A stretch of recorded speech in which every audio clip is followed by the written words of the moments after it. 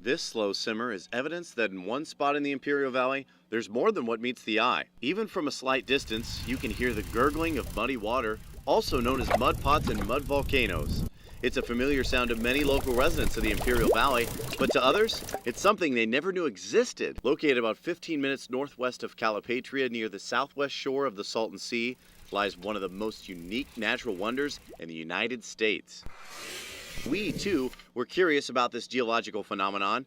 Kevin Marty, a geologist at Imperial Valley College, explains the science on how these mud volcanoes can grow taller than some people.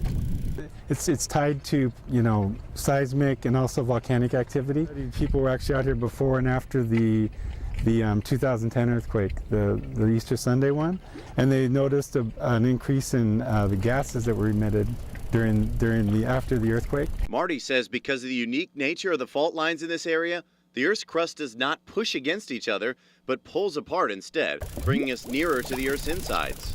Magma being generated relatively close to the surface, and so then that's affecting, it's heating the groundwater, heating the water beneath the surface and creating geothermal energy. The presence of geothermal energy in the area is evident by the power plant that looms very near in the backdrop.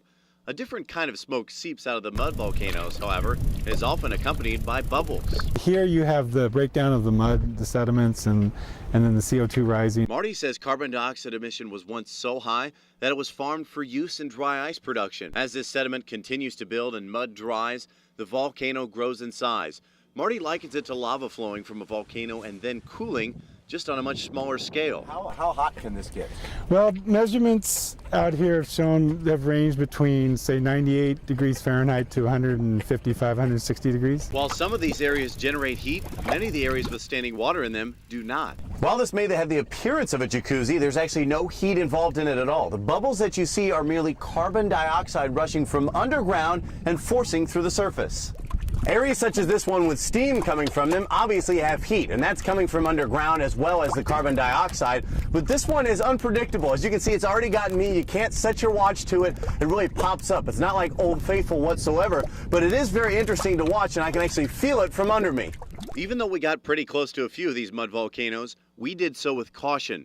The area is on private property, and the owner tells us people often ignore the no trespassing signs to explore, with some actually testing the temperature of the water and getting injured in the process. As a precaution, he asks that you let this be as close as you get to these mud volcanoes, purely for your own safety.